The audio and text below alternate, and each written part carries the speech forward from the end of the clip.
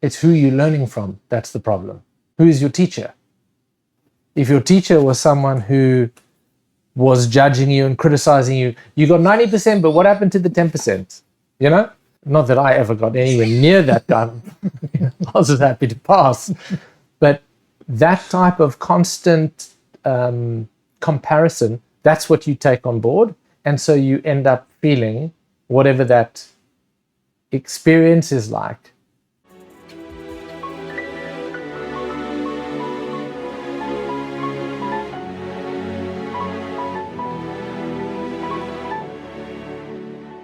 Welcome everyone, and thank you for joining us. Today I'm sitting down with Warren Munitz, founder of Integrative Coaching.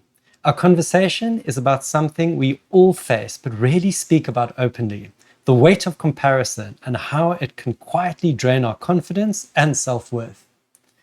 In an age of constant scrolling and endless highlight reels on social media, it's so easy to feel like we're not measuring up. But Warren's here to unpack how comparison works in the mind and body, why it's so destructive, and most importantly, how to break free from it. Warren, why do you think comparison feels so natural but ends up hurting us so deeply? Well, it feels so natural because we've been taught it from such an early age. If you think about as an infant has to learn to navigate its surroundings, it's listening to its parents all the time, and it's considering what is good, what is bad, what is right, what is wrong. It's just absorbing all these things. And what's learning, or what's starts to become the moral compass for the child, is the superego. It's the compass that it learns. It's not the compass that's right or wrong. So that's the first thing that we need to realize, that the superego is just a recording, in a way, of how we need to be in the world. And then it's just on repeat.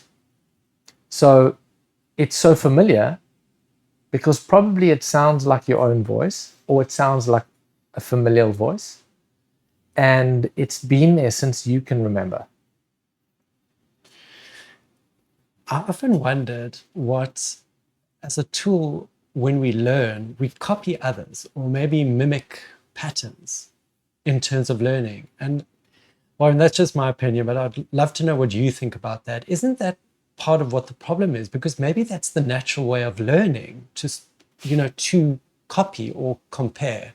And in doing so, well, how else are you going to learn? It's who you're learning from that's the problem. Who is your teacher? If your teacher was someone who was judging you and criticizing you, you got 90%, but what happened to the 10%? You got 99%, yeah, but it's not 100%. Not that I ever got anywhere near that done. I was just happy to pass. But that type of constant comparison, that's what you take on board. And so you end up feeling whatever that experience is like. So what happened to the 10%? I'm not good enough. How does social media amplify comparison in ways we don't even notice? Like scrolling at night and suddenly feeling like, our own life is just too small. It's fascinating that. So the one thing about scrolling is that it feeds this appetite where you're getting an instant hit of whatever you're searching for, number one. And whatever you're searching for, obviously dependent on who you're following and what the algorithm is showing you. The content online is often curated and it looks great and it looks perfect.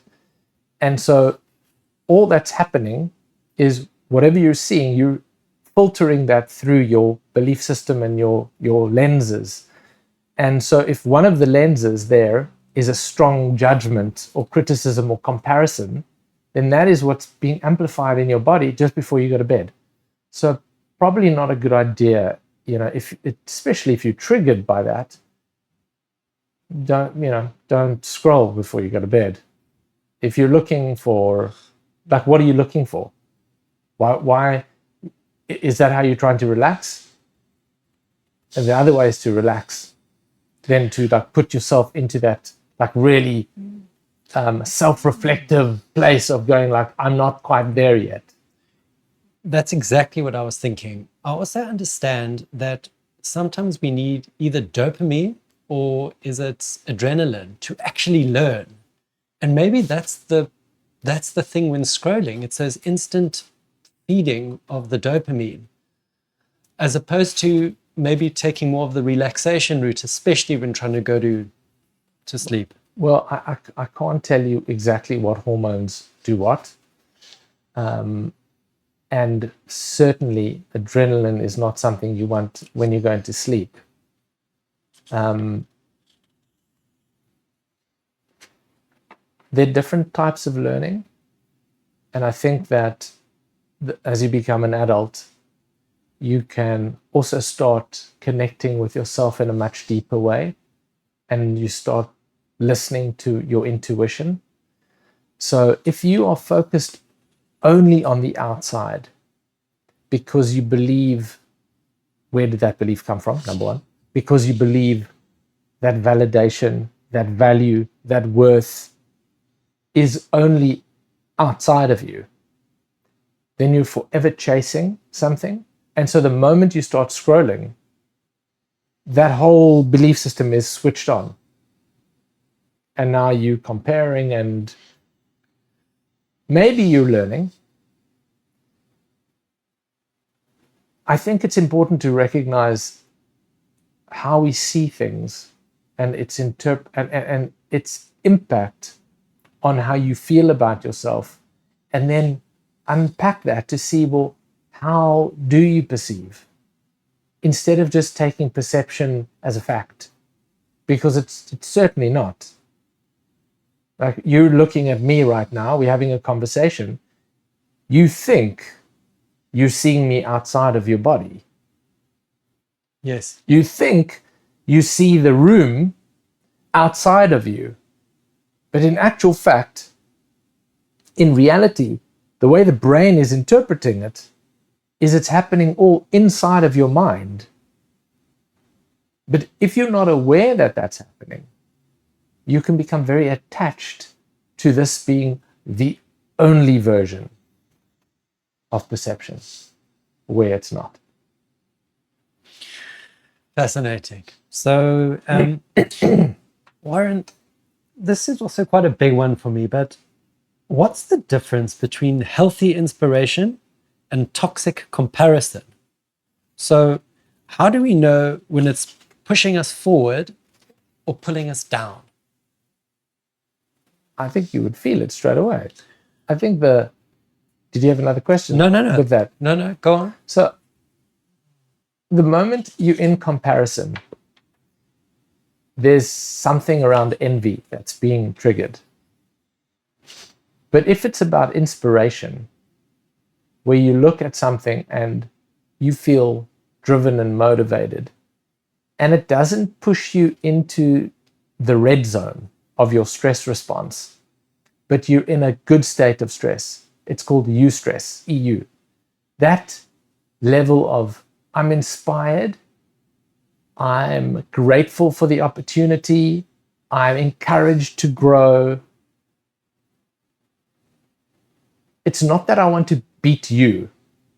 It's that I want to expand what is possible for me. And that's I think the subtle difference. And I love how you've explained it, but let's just take an example. Let's just say I wanted to learn to play golf. And I was watching a golfer swinging a club over and over again, watching the efficiency of the swing and all the nuances that's associated with learning that pattern. Yeah. That's where I suppose, I don't know if hero worship is true, but that's where that's where it can switch over to maybe more of the envy or I think as long as it remains inspirational, and I think maybe it's about having a safeguard about falling into that trap. I don't think inspiration turns into envy. because it's fundamentally around the belief that you're standing on. If you believe that, obviously there's a belief there that's about worth or deserving, then it turns straight away, it's into envy. The experience is like, oh yeah, I want to be better than him. As opposed to, wow, look how good this person is, how much I can learn. I wonder how good I can get at this game. Could I beat him? That'd be interesting. But there's a different flavor. It's not sour. It's fascinating that you should say this, and bringing back to maybe the jealousy or the envy part is that I suppose if one endeavors to learn something for the sake of it, so maybe not going into it for the idea of competing or to beat someone as the initial starting point, well, Yeah. you know, perhaps one can become a great tennis player or a great golfer learning it, but if your motives are right, perhaps it's not about beating that other person, but about the experience. I'm sure if you explored the greatest tennis players or golf pros in the world, at some point they're like, I want to become the best in the world. More than likely, it was about, for them, I want to be the best in the world, not I want to beat Tiger Woods. More, if that was the case, they probably would get maybe pro. I don't believe they would get to that point where they would actually become the best in the world. Potentially there's a one-hit wonder. But really to stay at that level of the game where you are the best in the world, top 5, you are looking at everyone because, yes, you want to learn and you want to make sure that your game is the best, but you are doing it for yourself. And that changes what it's like to be in the experience. Because the other one is about probably there would be a sense of anxiety and stress, not in a good way, because you'd be on edge all the time, as opposed to being in flow where there can be stress, but you're within your window of tolerance, your capacity to feel without going into overwhelm, and you're navigating that, and you're moving with the current. Fascinating what you're saying about entering into that flow in a sort of a healthy stress state. I really like that idea. So if you're liking this content, don't forget to like, subscribe, and share the content with as many like-minded people. Warren, moving on, can you explain how comparison actually impacts our nervous system or our body? So, could be the tension in the chest or the sinking feeling in the stomach.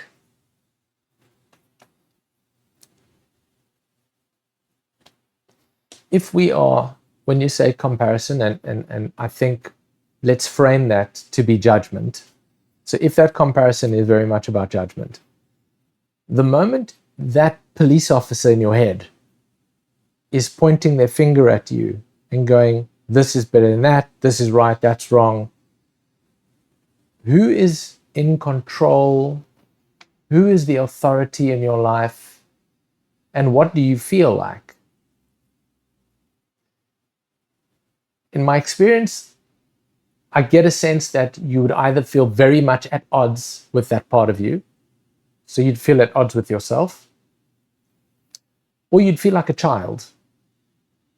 Now, if there are instances where you experience, this person makes me feel like a child, probably what's happening is you're projecting that part of yourself onto that person. And when they speak, you're not recognizing that that is actually a mirror of the superego that is now in front of you. And all of a sudden there's that dynamic. in those situations, your body is going to respond to what you believe because it's going to want to support you. Because you haven't changed your belief, that's not its fault. You have programmed the system, even though probably unconsciously for most of your life, but now it's running. So whose responsibility is it to change that programming so your body changes its response? So the moment you walk into your boss's office or whatever, and your body's response is to contract, that's a great opportunity to go, what do I believe in this moment about this dynamic?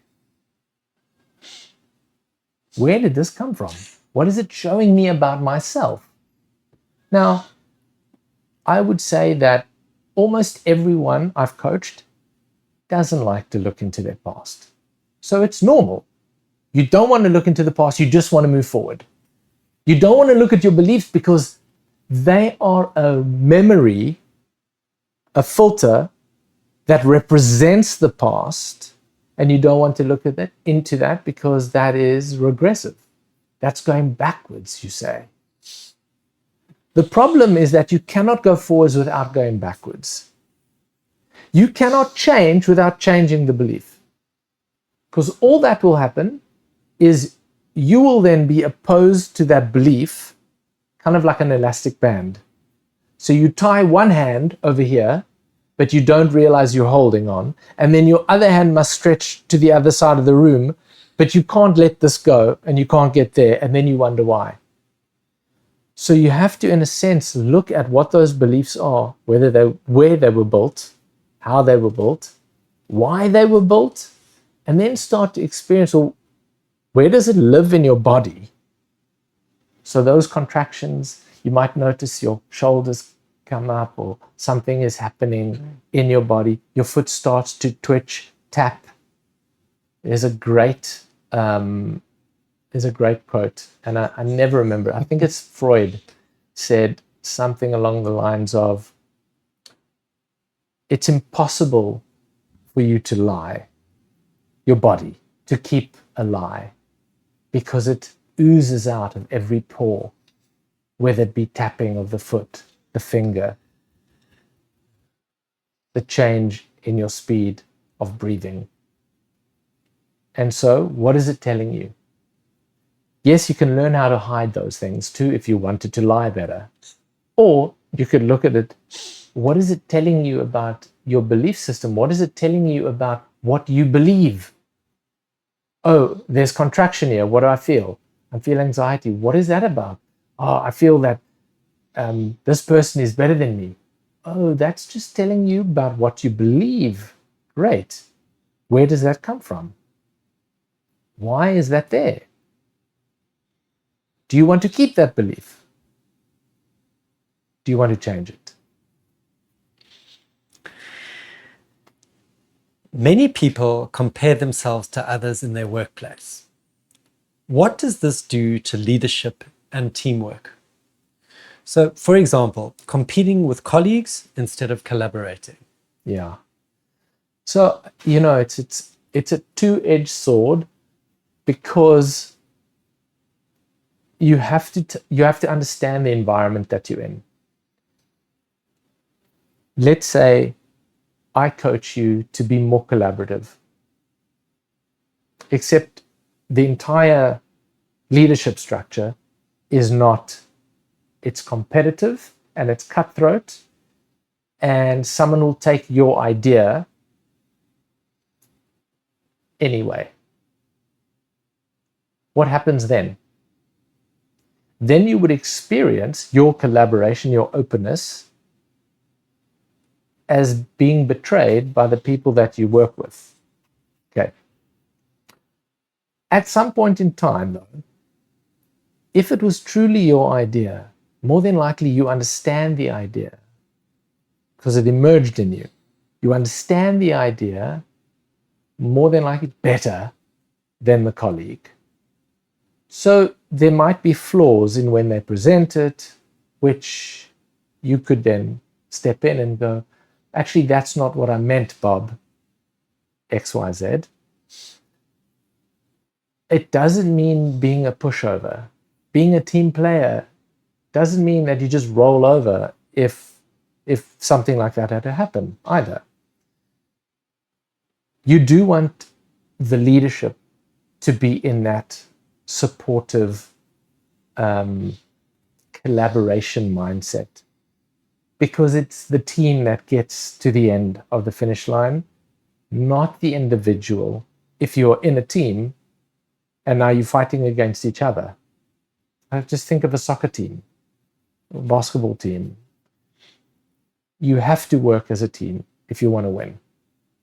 So you can't have one player who is just being collaborative and every other player just being about themselves. It will probably come out in their results. There was a great example of this. There was an NBA team that they brought in all-stars, and eventually they just started losing. And we're like, how can these all-stars be losing? They're the best in the world, but they weren't playing as a team. And they brought in this coach, his name slips my mind, and he eventually got everyone on the same page and realized that they all realized that they have to play as a unit, as a single unit, which means you can't all be the star.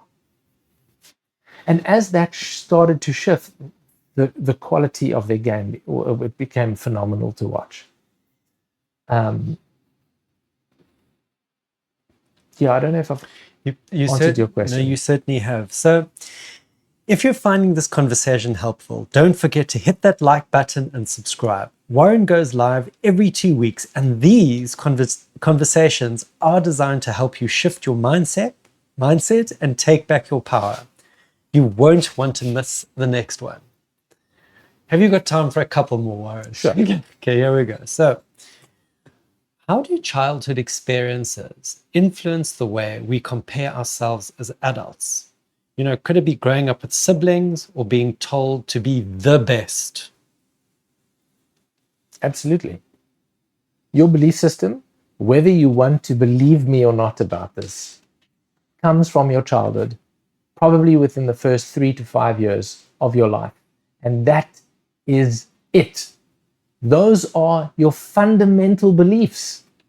So if you were born, let's say you were born and 2 years later, your sibling comes along. Now, your ego actually hasn't had a chance yet to stabilize. So in that moment, that would be quite disruptive. And probably you have a belief either that you now have to compete against the sibling or that you're not good enough. Either way, you're competing. What happens if you're the middle child? Then usually with 3 children, the eldest child comes into the story again. Now they have to take care of the middle child. They have a role while mommy and daddy takes care of the baby. But what does the middle child deal with? How does the middle child find its place? And so you get what's called the middle child syndrome. But these are all beliefs around the dynamics of growing up and around the narratives that you're listening to growing up. This is what's shaping you. And then what happens? You actually just repeat those patterns as you get older.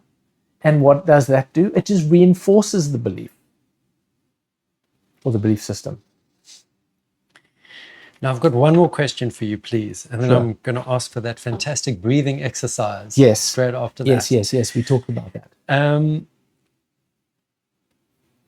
How do you see comparison showing up in personal relationships? So maybe it could be one partner constantly comparing themselves to the other's success, Yeah, or even to previous partners.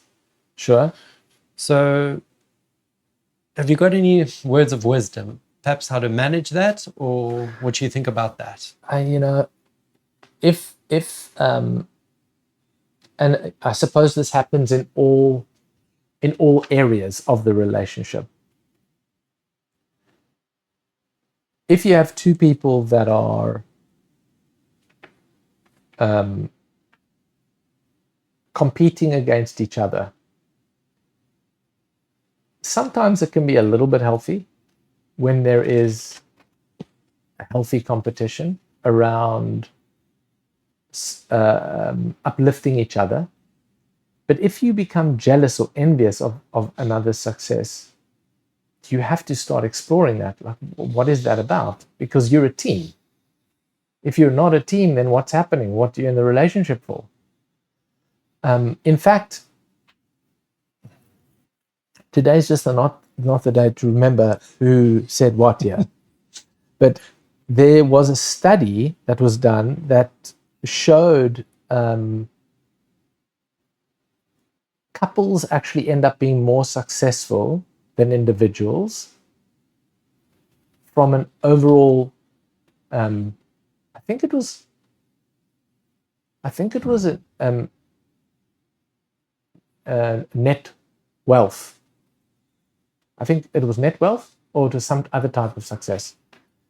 And they looked at how healthy couples actually did that, and how they were competing against each other, but they first had each other's back, and then it was about how do I elevate you? How do I help you achieve? How do I push you? And then, it's reciprocated. If you are in the relationship and you're comparing to other partners, oh, this person did that, well, why did you leave that person? Like, why are you in this relationship?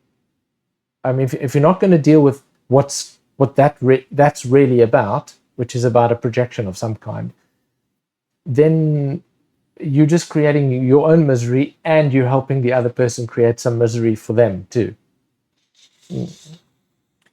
Okay, now the moment we've been waiting for. Please, can you step us through the 2-3 breathing? So the 2-3 breathing is my name for something I learned, which we actually mentioned on another show, which is breathing in for the count of 2, breathing in for the count of 4, pausing and breathing out for the count of 6, pausing, and then keep cycling. Breathing in again for the count of 4, pausing, out for 6. The important part of the exercise is that you're not controlling the breath. And I don't know how important this is to say, because we've gone over hundreds of YouTube videos of influencers sharing box breathing. This controlled breathing, where you're controlling the length of your breath to be equal. It actually causes stress in your body. And the point of the exercise is to de-stress, is to bring dysregulation back into balance. How do you do that if your ego is controlling your breath? You don't think your unconscious knows how to find balance. It does, but you have to allow it. And so this is where this technique is so much more impactful, because what you're doing is you're getting your mind to do something while you are watching the breath. So you're allowing the breath to flow in its natural rhythm, and you are going to mentally count, either speeding up or slowing down as the breath reaches its top. Inhale, pausing, and then exhaling as the breath reaches its end. So let's do this together. I want you to breathe in for the count of 4. Now, when I say breathing for the count of 4, what I mean is I want you to count to 4 while you're breathing in, naturally. If you find that the breath is short, speed up your counting so that you reach 4 as the breath reaches its top, as your breath reaches full. Then pause for a moment, and then exhale. And again, exhale naturally. If the exhale is short, you might find that you have to speed up your counting very quickly. That might be the imbalance. Don't change anything. As you get to the end of the breath, relax and pause again. And inhale. Now, what is controlled? You can control when you do the inhale. Breathe in through the belly. Lastly, through the chest. So when you breathe in, it's not suck your tummy in. You actually have to expand out because you're pushing your diaphragm down. So you want to suck as if you're sucking through a straw.